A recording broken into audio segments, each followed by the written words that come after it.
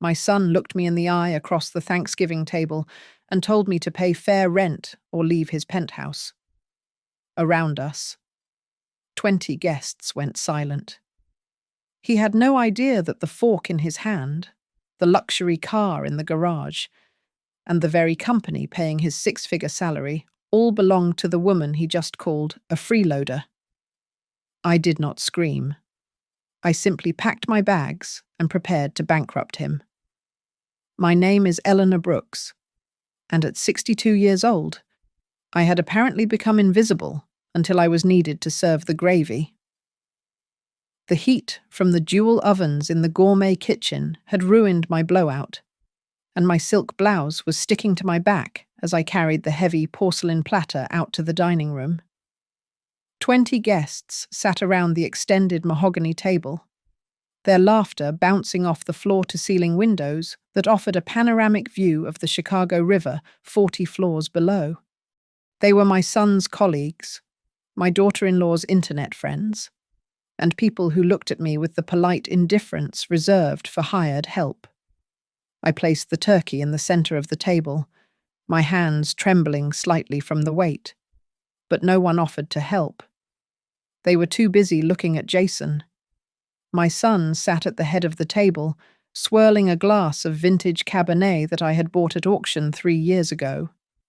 He looked every inch the self-made man he claimed to be, wearing a tailored Italian suit that cost more than my father had made in a year. "It is all about grinding," Jason said, his voice booming with unearned confidence. "You know, when I started at Everline Urban Group, I told myself I would not stop until I owned this skyline. And look at us now. The penthouse, the new SUV in the garage, the lifestyle. I built this from zero. It is so inspiring." "Babe," Sabrina chimed in, raising her glass. She was live-streaming the dinner setup on her phone, angling the camera to catch the glitter of the crystal stemware. "I was just telling my followers that maintaining a standard like this takes serious dedication. The decor alone cost $5,000, and that does not even include the catering staff the help." She gestured vaguely in my direction as I took my seat at the far end of the table, the spot nearest the kitchen door. I picked up my fork, my feet throbbing from standing for 6 hours straight. The conversation drifted toward the economy. Someone complained about the rising cost of parking in the Loop. Another guest lamented that rent prices in the city had gone up 20% since last year. "It is a brutal market," Jason said, leaning back and unbuttoning his jacket. "But that is capitalism. If you cannot afford the zip code, you move. Nothing is free in this world. You have to pay to play." He paused, and the room went quiet as he turned his gaze down the long table. He looked directly at me. His eyes were not warm. They were glazed with a mixture of arrogance and wine. "Actually, that brings up something I have been meaning to mention." "Mom?" Jason said. His tone was conversational, as if discussing the weather. "Since we are all talking about the cost of living, Sabrina and I have been looking at the numbers. Maintaining this penthouse is expensive. The association fees, the taxes, the utilities. It adds up to thousands a month." I lowered my fork, a cold knot forming in my stomach. "What are you saying?" "Jason, I am saying that, it is time we professionalize our living arrangement," he replied, smoothing his tie. "If you want to keep staying in the guest suite here, you need to start paying your fair share of the rent. Market rate for a room in this building is about $3,000 a month, but since you are family, let us call it $2,000. The silence that fell over the room was absolute. I could hear the hum of the refrigerator from the kitchen. "And if I cannot pay that?" I asked. My voice barely a whisper. Jason shrugged, taking a sip of his wine. Then you should probably look for a place that fits your pension. Maybe a senior centre in the suburbs. It is just logic. Mum, pay up or get out. I cannot subsidise you forever. I looked around the table. 20 faces looked back at me. Some looked embarrassed, staring at their plates. Others nodded slightly, as if Jason had made a valid point about fiscal responsibility. He is right. Eleanor, Sabrina said, her voice sharp and bright. Boundaries are healthy. We are expecting to expand our family eventually, and we cannot have a grown adult living here for free. It is just weird. The humiliation hit me like a physical blow to the chest. It was not a hot, burning anger. It was cold. It felt like ice water flooding my veins, sharpening my vision. I looked at Jason, really looked at him. I saw the arrogance I had fed, the ego I had protected, and the complete ignorance of the man who thought he was the king of a castle he did not own. He thought the lease was in his name. He thought the company paying his salary was just an employer. He thought the black card Sabrina used for that decor was paid off by his genius. I carefully placed my linen napkin on the table. I did not scream. I did not cry. Thank you for the meal, I said, my voice steady. I believe this will be the last Thanksgiving I spend at this table. Don't be dramatic. Mom. Jason sighed, rolling his eyes. We can discuss the lease terms on Monday. There will be nothing to discuss. I said. I pushed my chair back and stood up. The legs of the chair scraped against the marble floor, a harsh sound that made Sabrina wince. I turned and walked out of the dining room, past the guests who were now whispering frantically, and went into the guest bedroom suite. I closed the door and locked it. The sound of their voices was muffled now. I walked to the closet and pulled out my old leather suitcase. My hands were not shaking anymore. I was not crying. I was calculating. Jason wanted a fair market. He wanted me to pay up or get out. He had no idea that I held the deed to the penthouse in a trust he had never bothered to read. He had no idea his luxury SUV was a company car owned by a subsidiary of my holding company. He had no idea that tomorrow morning, he would not be negotiating a lease with his mother. He would be receiving an eviction notice from his landlord. I zipped the suitcase shut. The zipper hissed like a snake in the quiet room. The game was over. The lesson was about to begin. As I sat on the edge of the guest bed, staring at the closed suitcase, the smell of expensive lavender potpourri from the hallway seemed to fade, replaced by the phantom scent of bleach and stale fryer grease. My mind drifted back 35 years, away from the glittering Chicago skyline and back to the grey, industrial haze of Gary, Indiana. Back then, I was not the woman in the silk blouse. I was 27 years old, working the register at a grocery store by day and scrubbing motel toilets by night. My hands were always red and chapped from cheap cleaning chemicals. That was where I met Mark. He was a construction worker with dust permanently settled in the creases of his neck and a dream that was too big for his paycheck. We married quickly, driven by a desperate kind of love and a shared terror of dying poor in that Rust Belt town. Our first home was a rental apartment that smelled of damp wood. But we had a plan. We scraped together every cent we had to buy a foreclosure that looked more like a pile of kindling than a house.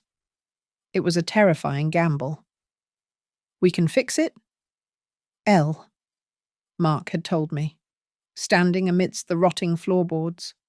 I have the hands, and you, well, you have the brains to make sure we do not starve while I do it. For 2 years, our weekends were consumed by drywall dust and the smell of paint thinner. Mark swung the sledgehammer and hung the cabinets, but I discovered a different set of tools. I sat at our wobbly kitchen table under a flickering bulb, teaching myself how to calculate profit margins, negotiate with contractors, and navigate the labyrinth of property tax laws. I filled notebook after notebook with columns of numbers, tracking every nail and every hour of labor. When we sold that first house, we made a profit of $12,000. It felt like $1 million. Mark wanted to celebrate with a steak dinner, but I looked at the numbers and saw a future. No steak. I told him, tapping the ledger. We buy the duplex on 4th Street. When Jason was born, we moved to a modest 2-bedroom apartment in a suburb of Chicago. I did not stop working. While Jason napped in his crib, I did bookkeeping for a local auto mechanic and a nail salon, earning $20 here and $50 there. We were drowning in debt and mortgage payments, terrified that one bad tenant or one broken furnace would ruin us. The winters were brutal. I remember nights when we huddled under 3 blankets because we kept the heat low to save money for the next down payment. We drove a rust bucket sedan that rattled when it went over 40 miles per hour. And I wore the same winter coat for 8 years.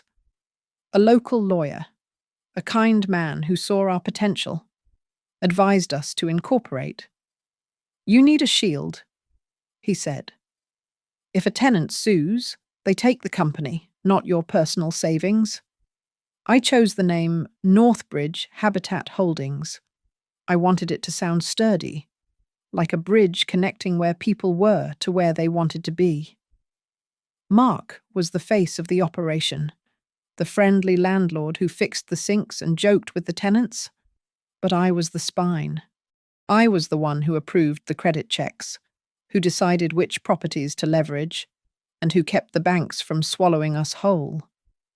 To the outside world, I was just a housewife who helped her husband with paperwork. No one looked at my frayed cuffs and guessed that I was building an empire. I remember the night we closed on our first real apartment building on the west side. It was a freezing night in January. Snow was falling softly, covering the grime of the city in a clean, white sheet. We stood across the street, looking at the warm yellow light glowing from the windows of the 12 units we now owned. Mark wrapped his arm around my shoulders, his jacket smelling of sawdust and cold air. He looked at the building. Then he looked at me, his eyes shining with a mixture of pride and exhaustion. "This is for Jason," he whispered, his breath forming a cloud in the bitter air. "He will never have to worry about rent. He will never have to scrub a toilet or break his back in the cold. I promise you that. Elle, this is all for him." I sat in the penthouse guest room, the memory of Mark's voice echoing in the silence. He had kept his promise. Jason had never struggled. And tonight, that very lack of struggle had turned my son into a man who could look at his mother and tell her to pay up or get out. Mark had built the house, but I had forgotten to teach our son the value of the timber. The financial crash of 2008 was a nightmare for the country, but for Mark and me, it was the sale of the century. While the big banks panicked and homeowners walked away from their keys, we moved in like vultures with checkbooks. We bought foreclosed 4 flats in rebounding neighborhoods and boarded up row houses that just needed new roofs and reliable heating. Northbridge Habitat Holdings stopped being a small family business and started becoming an empire. We were not just collecting rent anymore. We were shaping city blocks. Then, the world stopped turning. It was a Tuesday in October, a crisp, beautiful autumn day. Mark was on a site inspection for a new mid-rise we were breaking ground on. He turned to the foreman to ask about the concrete pour, gasped, and collapsed. It was a massive stroke. By the time I got to the hospital, my husband, the man who had dreamed of this life while scrubbing grease off his hands, was gone. I was 52, a widow, and solely responsible for a portfolio worth tens of millions of dollars. The grief was a physical weight, heavy and suffocating. But the sharks in the Chicago real estate market smelled blood. They thought a grieving widow would sell cheap to retire to Florida. I had to freeze my heart to survive. I buried my husband on a Friday, and I was reviewing acquisition contracts by Monday morning. I knew I could not walk into boardrooms filled with aggressive male developers and be taken seriously as Mark's wife. So, I created a ghost. I hired Victor Ramos, a sharp, articulate man with a great smile and a background in property management, to be the CEO of Northbridge, to the public and the press. Victor was the boss. To the paperwork, he was an employee. I remained the majority shareholder, the silent hand moving every piece from the shadows. I made a choice then, a choice that haunts me now. I decided not to tell Jason the truth. He was in college, grieving his father, and I did not want him to grow up as a trust fund baby. I wanted him to have Mark's grit. So, I lied. I am just doing some administrative work for the company that manages our properties. I told him over the phone. It pays the bills. Honey? But we have to be careful. I kept our lifestyle modest. I drove a 5-year-old sedan. I lived in a comfortable but unassuming condo. I clipped coupons. I watched Jason struggle through architecture school, working late nights on his models, proud that he was doing it on his own. But even then, I could not help myself. When he applied for a prestigious summer internship, I made a quiet call to a firm that leased office space from Northbridge. He got the spot. He thought it was his talent. It was my leverage. After graduation, he landed a job at Everline Urban Group. He called me, screaming with excitement, bragging about the starting salary. He had no idea that Everline was one of Northbridge's biggest debtors, relying on my private lending arm to finance their shiny downtown developments.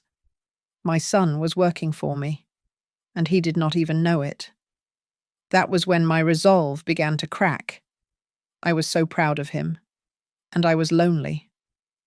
When he wanted to move into the city, I instructed Victor to have one of our subsidiaries, River's End Residential, purchase a stunning penthouse in a riverfront tower.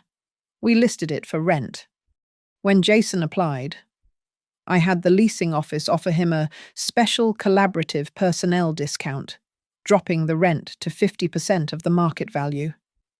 Mum, you will not believe the deal I got, he told me. It is because of my connection with Everline. They know I am a rising star. That is wonderful. Jason, I said, biting my tongue. Then came Sabrina. She was beautiful, sharp, and from Florida, with a curated Instagram feed and eyes that scanned every room for brand names. She looked at Jason and saw a ladder. She looked at the penthouse and saw a stage. I saw the hunger in her. But I wanted Jason to be happy. When they got married, I gave them a supplementary black card linked to my personal account. This is for emergencies, I told them, pressing the heavy metal card into Jason's hand. If the car breaks down, or there is a medical issue. Thanks. Mom? Jason said, tucking it away. But the definition of emergency shifted rapidly. First, it was a flight change fee. Then it was a dinner to impress a client. Then it was a handbag Sabrina needed for a gala. The bills came to me $500, $1,200, $4,000. I paid them all in silence, sitting alone in my kitchen, staring at the statements. I told myself I was helping them build a life. I told myself I would have a talk with them soon. I never had the talk. My silence did not teach them gratitude. It taught them entitlement. I had built a fortress to protect my son, but I had forgotten to lock the gate. And now, he was standing in the tower, convinced he had laid every brick himself. The erasure of Eleanor Brooks did not happen all at once. It happened in small, humiliating increments, like a slow erosion of a cliff face. The first time I felt the sting of being pushed into the shadows was a month before Thanksgiving, during a cocktail mixer Jason hosted for his partners. I was wearing my favorite blue dress, ready to greet the guests, when Jason pulled me into the hallway. He adjusted his silk tie, refusing to meet my eyes. "Mom, listen," he said, keeping his voice low. "When the senior partners get here, maybe do not introduce yourself as my mother. Just say you are, you know, a relative staying over for a bit, or maybe just heading out.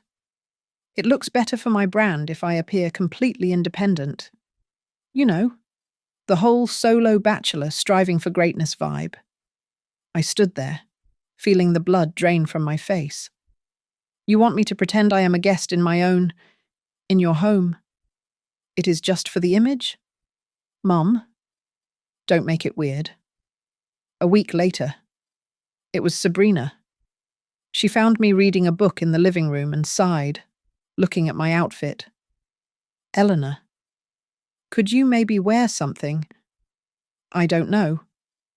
"Less busy?" she asked, gesturing vaguely at my patterned blouse. "I am trying to shoot some content for my stories, and that floral print really clashes with the minimalist beige aesthetic I am curating. You are kind of ruining the shot." I went to my room and changed into grey, blending into the walls just as they wanted. One evening, while I was washing the dinner dishes because the housekeeper they hired only came twice a week, I heard Jason laughing with his friends in the living room. The water was running, but not loud enough to drown out his voice. "Yeah, man, it is a lot of pressure," Jason said. "But you know me. Family first. I am basically carrying an extra adult in this economy. Not everyone would take their mom in, but I guess I am just too generous for my own good." I gripped the edge of the sink, staring at the suds. He was talking about me as if I were a charity case, a stray dog he had graciously allowed to sleep on the rug. Later that night, unable to sleep, I opened the hidden safe in my closet and pulled out the ledger. I ran my finger down the columns. The supplementary black card I had given them was bleeding money. $400 for a sushi dinner, $3,000 for a weekend in Napa. And then there was the SUV, the $90,000 machine Jason drove to impress clients, leased entirely by Northbridge. The next morning, I drove to the Northbridge office to meet Victor. He looked tired. He slid a report across the mahogany desk. "Everline Urban Group is in trouble." "Eleanor?" Victor said quietly. "They are leveraged up to their eyeballs. Their liquidity is non-existent. If Northbridge pulls our line of credit, they fold in a week." I looked down at the report, then at the glossy industry magazine lying on the corner of the desk. Jason's face was on the cover, smiling confidently under the headline, "The Architect of the Future Young, Bold, and Self-Made." "He has no idea." "Does he?" I asked. "No," Victor replied. "He thinks the market loves him. He does not know the market is you." I realized then that I had built a glass house around my son to protect him from the wind, and he had convinced himself he controlled the weather. That evening, I tried one last time. We were eating takeout, $60 for Thai food that I paid for, and I cleared my throat. "Jason, Sabrina," I said gently. I was looking at the household expenses. Maybe we should try to save a little this month. Put something away for a rainy day. Sabrina laughed, a sharp, brittle sound. Oh, Mom. That is such an old-school mindset. Money is energy. It has to circulate. You invest in your image to attract more wealth. Hoarding pennies is well, for people who do not understand modern economics. Right, Jason added, not looking up from his phone. We are building a brand here. Mom, you wouldn't understand. The resentment that bloomed in my chest was not about the money. I had plenty of money. It was about the disrespect. It was the realization that they did not see me as a person, or even a mother. They saw me as furniture old, slightly embarrassing furniture that they wished they could put in storage. The breaking point came the night before Thanksgiving. I was in the hallway, about to enter the kitchen for a glass of water, when I heard Jason on the phone with his best friend. Yeah. She is still here? Jason was saying, his voice thick with annoyance. I know. But what can I do? Kick her out? She should be on her knees thanking me. Most guys my age would have put her in a home by now. She is getting a free ride in a penthouse, and she still nags me about turning off the lights. Honestly, she is just extra luggage at this point. I stopped. My hand hovered over the door handle. Extra luggage. I turned around and walked back to my room in silence. That night, I did not sleep.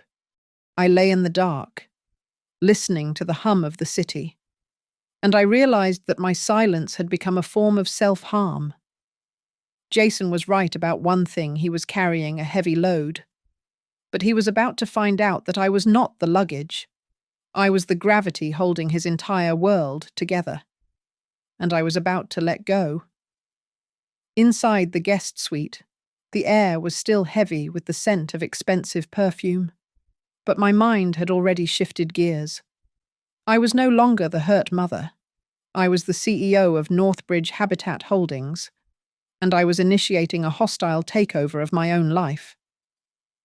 I walked to the back of the walk-in closet, pushed aside the winter coats, and revealed the small wall safe. My fingers moved automatically over the keypad. Click. Whir. The door swung open. Inside lay the skeleton of my son's life, the incorporation papers for Northbridge, the master asset list, the credit agreements with Everline Urban Group, and the deeds to the penthouse and the SUV. I pulled out the lease agreement for this apartment. At the top, in bold letters, it read, Riversend Residential LLC. I flipped to page 14. There it was. Clause 6b. The landlord reserves the right to terminate this agreement without cause upon 30 days of written notice. At the bottom of the page was Jason's signature. It was a messy, arrogant scrawl. He had signed it 3 years ago without reading a single word, laughing that legal jargon was for the little people. I pulled out my phone and dialed Victor's private number. It was Thanksgiving night, but I knew he would answer. Eleanor. His voice was thick with sleep and confusion. Is everything all right? It is late. Wake up. Victor, I said, my voice devoid of warmth. I need you to draft 3 documents for execution at 9 o'clock tomorrow morning. Tomorrow is Friday. Everyone is off. Not anymore? First, issue a notice of termination for the lease on the riverfront penthouse. Unit 4001. Cite the non-renewal clause. Second, issue a repossession order for the company vehicle, the black SUV currently in the building garage. It is unauthorized use of corporate assets. Third, cancel the supplementary black card ending in 4588 immediately. Report it as compromised if you have to. There was a long silence on the other end. Eleanor? Are you sure? Victor asked, his voice dropping to a whisper. This is nuclear. If we do this, there is no going back. Do you really want to do this to Jason? I looked at my reflection in the vanity mirror. I did not see tears. I saw steel. If I wait one more day... Victor, I accept the role of the victim. I said. I do not do victims. Have the papers ready for my signature by 8 o'clock. I hung up before he could argue.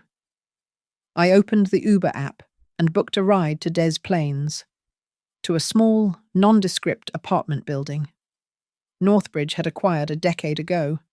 It was my escape hatch, a place I kept for days when the noise of the empire became too much. Before I zipped my suitcase, I took a plain white envelope from the desk drawer. I sealed it empty and placed it prominently on the nightstand. It was a psychological landmine. When they found it, Sabrina would tear it open, expecting money, a check, or a tearful letter of apology. Finding nothing would drive her mad. She would assume I was hiding assets, or running from debt, or playing a game she did not understand. It would feed their arrogance and blind them to the legal tsunami that was coming. I walked out of the bedroom, dragging my suitcase. The dining room was still loud. Jason was laughing at something a colleague had said, holding his wine glass by the stem. When he saw me, the laughter died in his throat. The room went quiet again.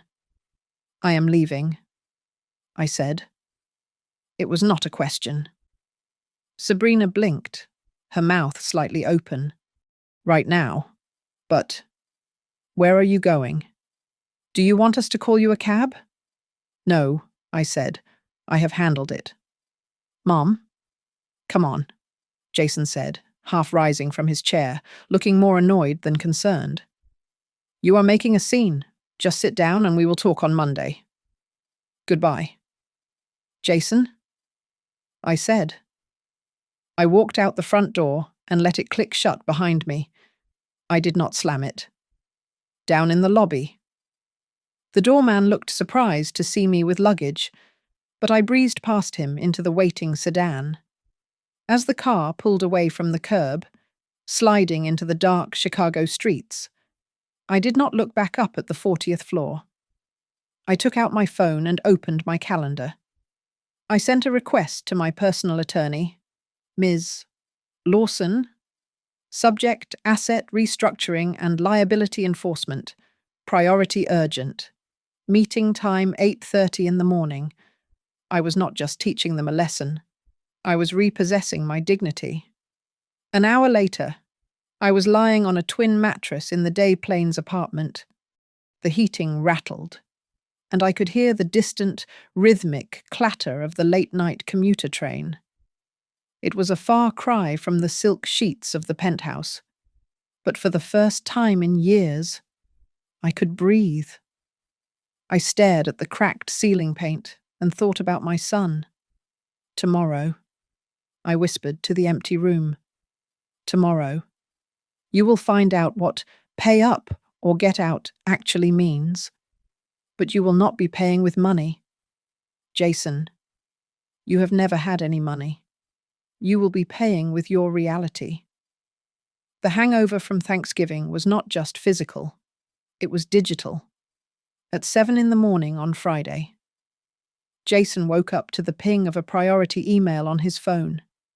It was from a generic address, legal department, Riversend Residential LLC. He squinted at the screen. Notice of non-renewal. You are hereby notified to vacate the premises within 30 days. Ridiculous, Jason muttered, tossing the phone onto the nightstand. He rolled over, nudging a sleeping Sabrina. Babe, the leasing office system is glitching.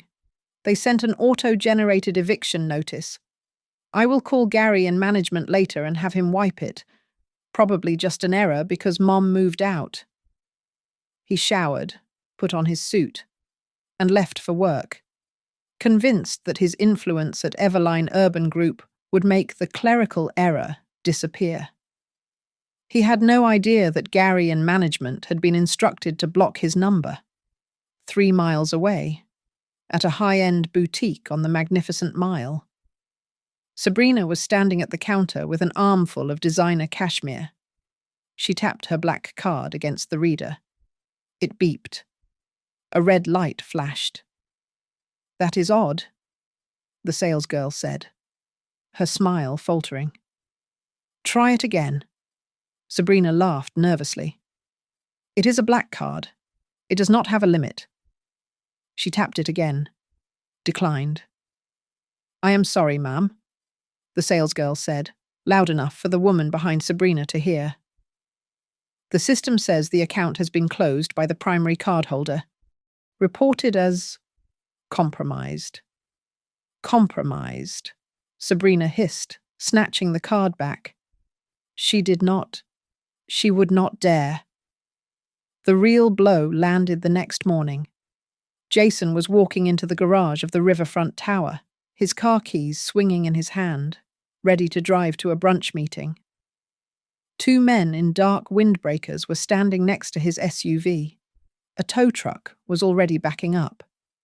"Hey!" Jason shouted, his voice echoing off the concrete walls. "Get away from my car." One of the men stepped forward, holding a clipboard. "Mr. Marsh, we are recovering this asset for Northbridge Habitat Holdings.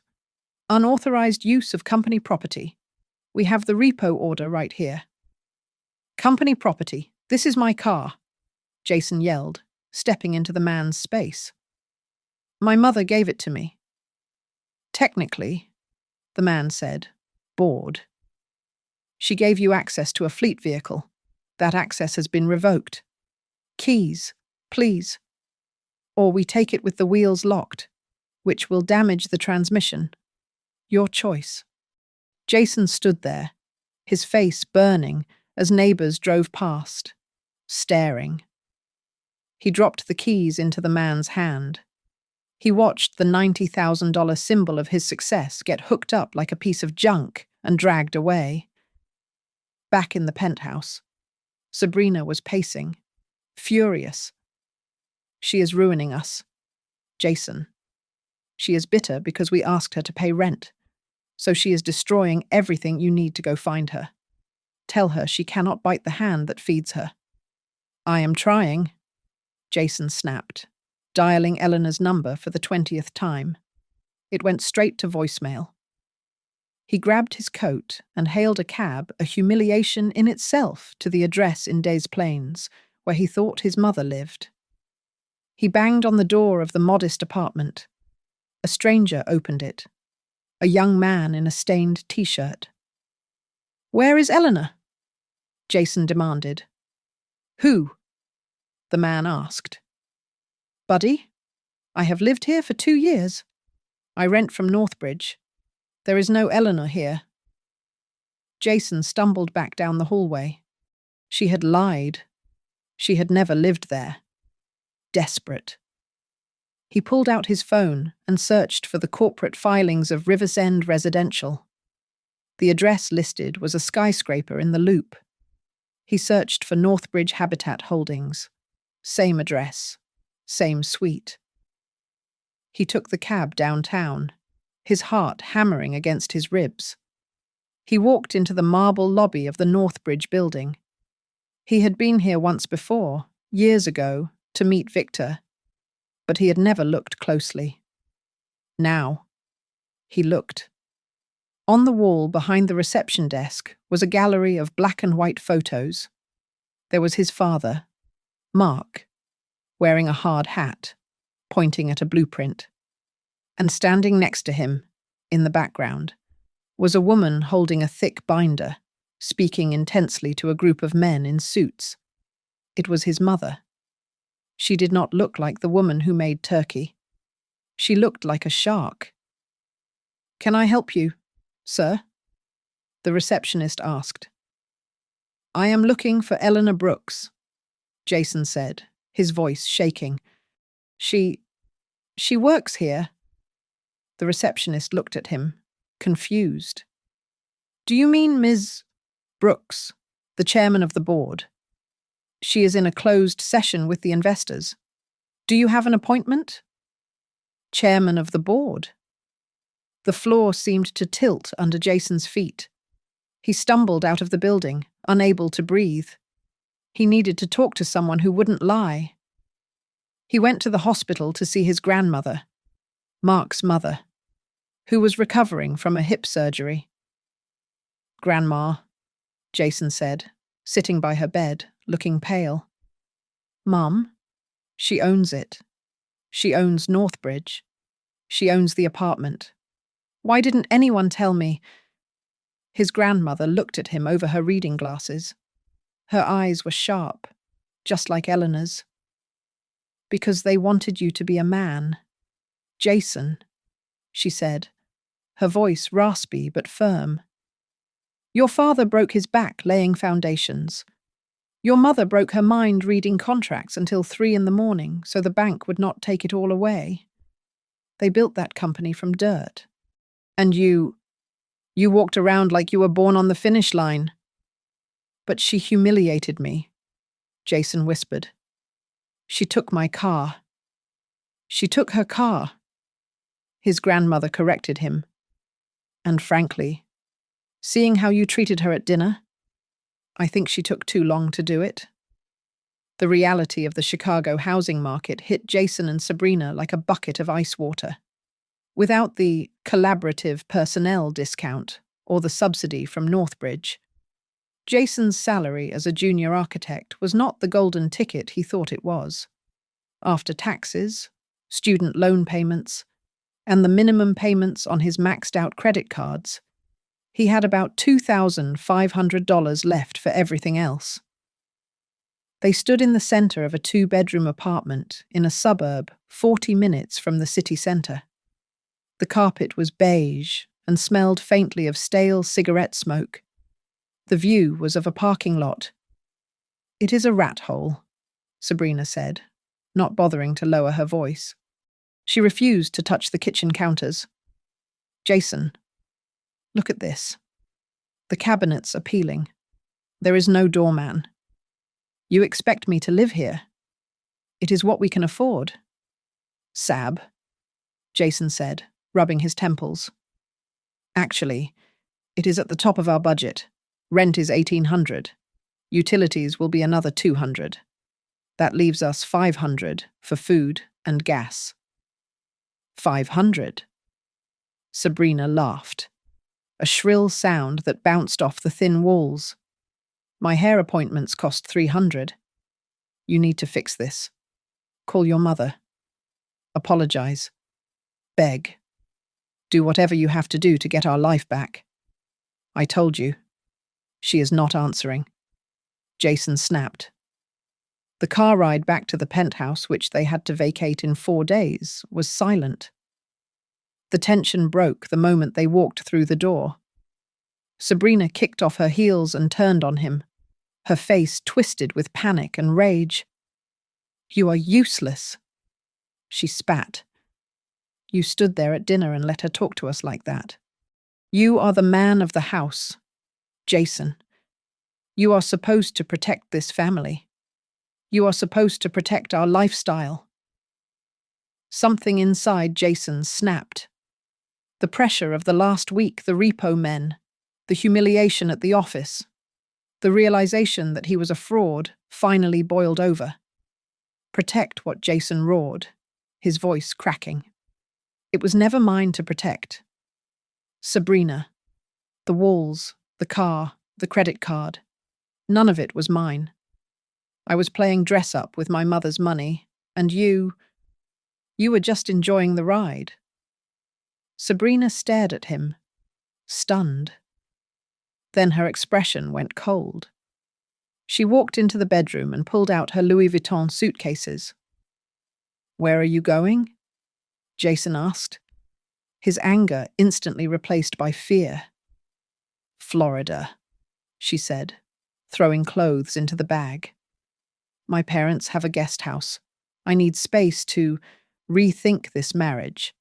I did not sign up for a walk-up in the suburbs and counting pennies for gas. I signed up for a partner who could provide. She left an hour later.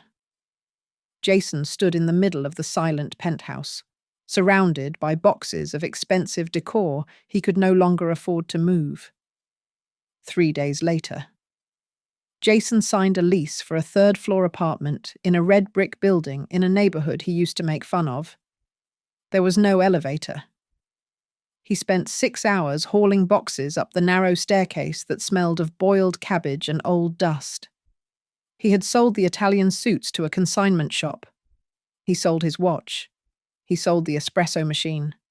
Life in the shoebox, as he called it, was grey. But work was worse. On Tuesday, the CEO of Everline summoned him to the corner office. The man looked stressed. "Your mother is tightening the screws."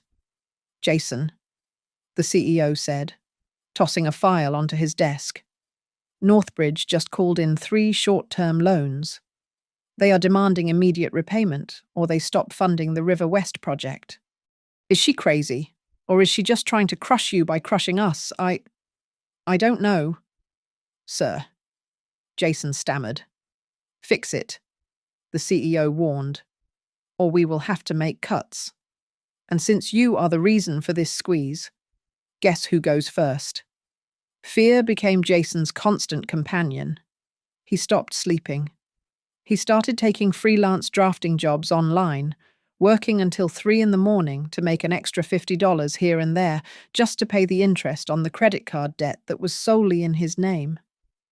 One night, sitting at a scratched laminate table in his new kitchen, eating instant noodles that cost 40 cents a pack, Jason opened his laptop. He was not looking for a way out. He was looking for answers. He started digging through public records, cross-referencing the files he had seen in his mother's office. He read for hours. He saw the acquisition dates. He saw the names of the LLCs: Northbridge, Riversend, Ironwood Properties. He realized that the grocery store plaza where he bought his noodles was owned by his mother. The building where his dentist worked was owned by his mother. It wasn't just money. It was a machine. A massive, complex, perfectly oiled machine that she had built bolt by bolt while he was busy playing video games and complaining about his allowance. He looked at the signature on a document from 1998. Eleanor Brooks. It was firm, sharp, decisive. For the first time, he didn't feel anger. He felt small. He opened his email and started typing. He deleted the first draft, which was begging for a loan. He deleted the second draft, which was angry. Finally, he wrote simply, "Mom, I am living on 4th Street now. It is loud here. I am working nights to pay off the Visa card. I am not asking for money. I looked at the Northbridge files. I had no idea. I really had no idea what you built. If you ever want to talk, or just let me listen to how you did it, I will be here. Jason." He hit send, miles away, in her quiet apartment in Des Plaines. Eleanor saw the notification pop up on her phone. She read the email. Her thumb hovered over the reply button. Her heart ached to tell him it would be okay, to send a check, to fix it. But she put the phone down, face down, on the table. Not yet. She whispered to the empty room. "You are still falling, my son, and you need to hit the ground before you can stand up." The reports from the private investigator stopped coming because I no longer needed them. I had a new source of information, and his name was Miguel Torres. Miguel was an old friend of Mark's, a man with calloused hands and a heart that beat for the working class. He ran a small firm dedicated to rehabilitating low-income housing, the kind of work that did not win awards but kept families off the street. Miguel called me on a rainy Tuesday morning. He came to my office. "Eleanor," Miguel said, his voice rough with age. He was wearing a suit that looked too big for him now. He told me he was done with glass towers. He said, "I want to learn how to build things that actually matter. I don't care what you pay me." I gripped the phone tightly. "What did you tell him I told him to sell the fancy shoes and buy steel-toed boots?" Miguel chuckled. "I put him on the field team. No desk, no air conditioning. He is a site architect now. He checks foundations in the mud." Over the next few months, I watched my son transform from a distance. Miguel sent me photos occasionally. In one, Jason was standing in the snow on the south side, holding a clipboard, arguing with a contractor about insulation thickness. He looked tired. He looked thinner. But he looked alive. He was seeing a side of America he had flown over his entire life. He was working in buildings where the rent was $500 a month. And for the people living there, that $500 was the difference between survival and the shelter system. Miguel told me about a day when Jason sat on a stoop for an hour, listening to a nurse who was terrified of an impending rent hike. He came back to the truck quiet.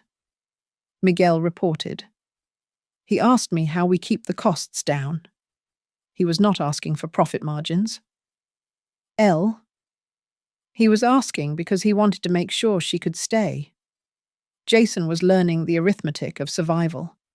He gave up the ride shares and started taking the number 66 bus at 6 in the morning. He stopped buying $12 salads and started packing sandwiches. I saw him once, from the window of my own car, walking out of a grocery store with a calculator in his hand, checking the price of canned soup. He looked at the receipt not with annoyance, but with respect. One evening in March, a letter arrived at my Des Plaines apartment.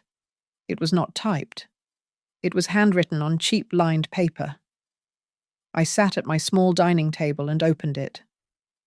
"Dear Mom, I met a woman named Mrs. Jenkins today. She lives in the building next to my apartment. She saw me eating a sandwich on the stairs and invited me in. She made roast chicken. It was dry, and her apartment smelled like mothballs, but she treated me like a king. She told me about her son who is in the army. She told me she saves $3 a week to buy him a birthday gift." I sat there, eating her food, and I thought about Thanksgiving. We had thousands of dollars of food on that table, and I felt nothing but stress and greed. Mrs. Jenkins has nothing, and she gave me everything. I am writing this because I finally hear myself. I hear what I said to you. Pay up or get out. God. Mum. I was a monster. I thought ownership was about a name on a deed. I see now that I owned nothing. You paid for the floor I stood on. I am not asking to come back. I am not asking for a cent. If you never want to see me again, I accept that. That is my bill to pay. I just wanted you to know that I am finally doing the work. Love. Jason. I ran my thumb over the ink. A tear fell onto the paper, blurring his signature. My heart screamed at me to call him, to drive to his drafty apartment and hug him, to tell him the empire was still waiting for him. But I forced my hand to put the letter down. I folded it carefully and placed it in the center of the table. Not yet. I said to the empty room, "You are becoming the man your father wanted you to be. Jason, if I save you now, I interrupt the lesson, and this is the most important class you will ever take." I turned off the light and sat in the dark, letting the silence hold me. He was hurting, but he was growing, and for the first time in years, I was not worried about his future. I was waiting for it. I sat at the head of the long mahogany conference table in the main boardroom of Northbridge Habitat Holdings. The room was soundproofed, hermetically sealed from the noise of the Chicago streets below. To my right sat Victor, looking nervous. To my left was Ms. Lawson, my attorney, her face unreadable. In front of me lay a thick binder titled Hearthway Commons, a proposal for sustainable workforce housing. It was time for the final phase. I had authorized the creation of a new capital fund specifically for affordable housing. And through Miguel, I had quietly solicited a proposal from the architect who had been working in the mud for the last 6 months. My son. The heavy oak doors opened. Jason walked in. He stopped dead in the doorway. He knew he was pitching to Northbridge, and he knew I was involved. But he clearly had not expected this. He had not expected to see his mother sitting in the chairman's seat, wearing a tailored charcoal suit that cost more than his current annual salary, flanked by the city's top legal and financial minds. "Come in, Mr. Marsh," I said. My voice was not the voice of the woman who cooked turkey. It was cool, level, and stripped of all maternal warmth. "Please take a seat. I believe you know the board." Jason swallowed hard. He was clutching his portfolio so tightly his knuckles were white. He looked at Victor, then at me. Eleanor. I did not realize you would be leading the... I am Eleanor Brooks, chairman of Northbridge." I cut him off, staring him down over the rim of my glasses. "And this is a strategic development meeting. We are here to evaluate the financial and social viability of Hearthway Commons. We are not here to discuss family matters. You have 30 minutes? Impress us." The air in the room was so tense it felt like a wire about to snap. Jason stood there for a moment, looking small in his off-the-rack suit. Then he took a breath. He walked to the front of the room and set up his easel. He did not open with a joke or a buzzword about synergy. He opened a rendering of a simple, brick courtyard building. "The working class of this city is drowning," Jason began. His voice shook slightly, then steadied. "They are paying 50% of their income for housing that is unsafe and undignified. Hearthway Commons is not designed to be a landmark. It is designed to be a home." He walked us through the plans. I watched him closely. Gone were the marble lobbies and the infinity pools. Instead, he talked about cross-ventilation to reduce air conditioning costs. He talked about durable materials that would lower maintenance fees over 20 years. He proposed a rent-to-own structure that would allow tenants to build equity. "We are looking at a profit margin of 4%, Jason said, pointing to a chart. "It is thin, but it is stable. Unlike luxury condos, these units will never be empty. 4% is barely above inflation." Victor challenged him, playing the role of the skeptic as we had rehearsed. "Why should Northbridge tie up capital for such a low return when we could build luxury and make 15%? Jason turned to Victor. "Because that 15% is a bubble. This is bedrock. If you build this, you secure a revenue stream for 30 years, and you stabilize a community. A child who does not have to move apartments 5 times in elementary school is a child who graduates." I saw Ms. Lawson nod slightly. Jason was not selling a building. He was selling a philosophy. He was not thinking about how the building would look in a magazine. He was thinking about the people inside it. The presentation ended. The room was silent. It was time for the final test. I leaned forward, clasping my hands on the table. "The numbers are optimistic, Mr. Marsh," I said coldly. "But construction is messy. Markets crash. If this project goes over budget, or if the city changes the zoning, or if the tenants cannot pay, who takes the fall?" I paused, letting the silence stretch out. Will you blame the market? I asked. Will you blame the banks? Will you blame your parents for not giving you enough of a safety net? If this fails, Jason, do you have the spine to stand before those tenants and tell them why they are losing their homes? It was a cruel question. It was a question designed to cut straight through the scar tissue of our past. Jason looked at me. For a second, I saw the boy who used to run to me when he scraped his knee. But then, that boy vanished. The man standing in front of me squared his shoulders. I will not blame anyone else, Jason said quietly. I have spent my whole life standing on a platform someone else built, thinking I was tall. I know that now. If Hathaway Commons fails, it will be on me. I will be the one to tell them. I will be the one to fix it. And if I cannot... He looked down at his cheap shoes, then back up at me, his eyes clear and steady. If I cannot fix it, then I do not deserve to be an architect. I do not deserve your capital. And I certainly do not deserve to be in this room. I am done with excuses. Madam Chairman. The room held its breath. Victor looked at me, waiting for a signal. Jason stood still, stripped of his arrogance, offering nothing but his work and his word. He had finally paid up. Mr. Marsh, please step outside, I said. Jason nodded, gathered his easel, and left the room. The moment the heavy door clicked shut, the silence broke. It is noble, Eleanor, Victor said, loosening his tie. But 4%. We have shareholders. We have a fiduciary duty. We could flip that land to a commercial developer and make 20% in 2 years without getting our hands dirty.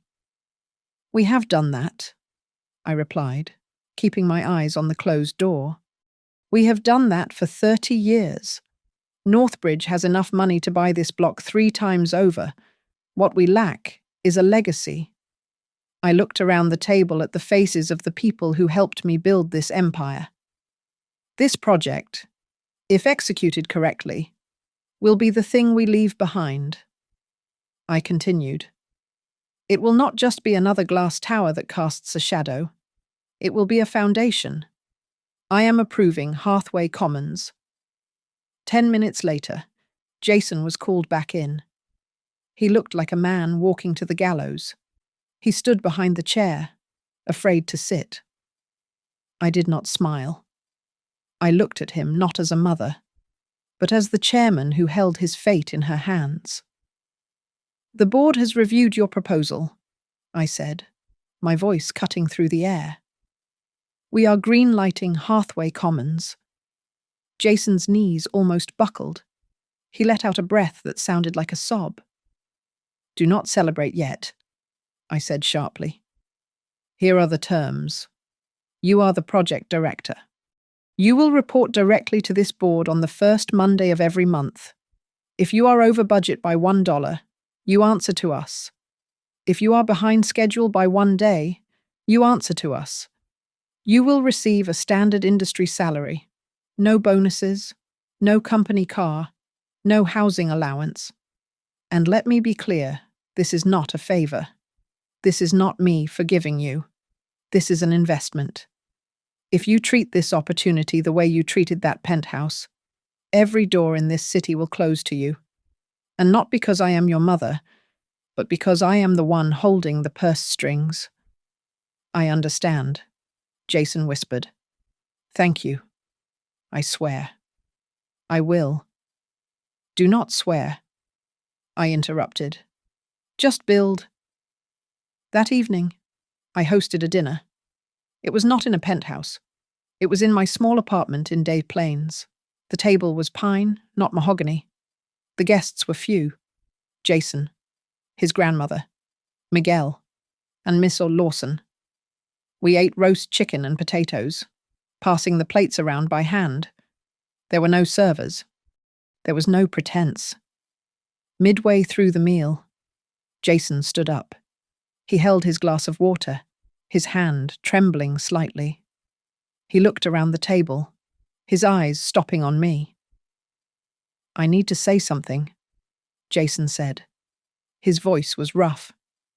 "Last year, at a table much nicer than this, I stood up and humiliated the woman who gave me everything. I told my mother. I told her to pay up or get out. I thought I was a king because I wore a suit she bought and lived in a house she owned. I was arrogant. I was cruel. And I was stupid." He took a breath, fighting back tears. "I am sorry," he said, looking directly at me. "I am not asking for the penthouse back. I am not asking for anything. I just wanted you all to know that I know who I was, and I am trying to kill that version of myself every day." The room was silent. My mother-in-law nodded slowly. Miguel looked down at his plate. I placed my fork down. I did not cry. The time for tears had passed months ago. This was the time for the final lesson. "Sit down, Jason," I said. He sat. "You have apologized," I said, my voice steady and quiet. "And I have heard you. But an apology does not rebuild a foundation. You want to know where we stand. Here is the truth. As of tomorrow morning, your trust fund is dissolved. Your inheritance is frozen. You are an employee of Northbridge. Nothing more." Jason stared at me, but he did not flinch. He nodded. "Last year, you told me to pay up or get out." I continued, leaning forward so he could see the resolve in my eyes. "Tonight, I am giving you my answer. I have paid enough. I paid with 30 years of sleepless nights. I paid with my youth. I paid with your father's life. I have paid my dues to this family and to this company." I paused, letting the weight of the words settle over the table. "Now, the person who needs to pay is you," I said. "If you want to stay in this company, in this family, in your own life, then you pay. You pay with labor. You pay with responsibility. You pay by becoming the man your father hoped you would be. And if you cannot do that, then you step out. Not just out of this house, but out of the name Brooks, because that name carries a weight you have not earned yet." Jason lowered his head. He did not argue. He did not make excuses. In the silence of that small room, the boy who demanded everything finally died, and a man who understood the value of nothing but his own 2 hands began to breathe. My revenge was complete. I had not destroyed my son. I had forced him to build himself from the ground up, right in front of the witnesses who mattered most. Thank you so much for listening to this story. I would love to know where you guys are tuning in from. So please drop your city or country in the comments below. I read every single one. If you enjoyed this story, please subscribe to Grandma's Family Diary, hit that like button, and smash the hype button to help this video reach more people.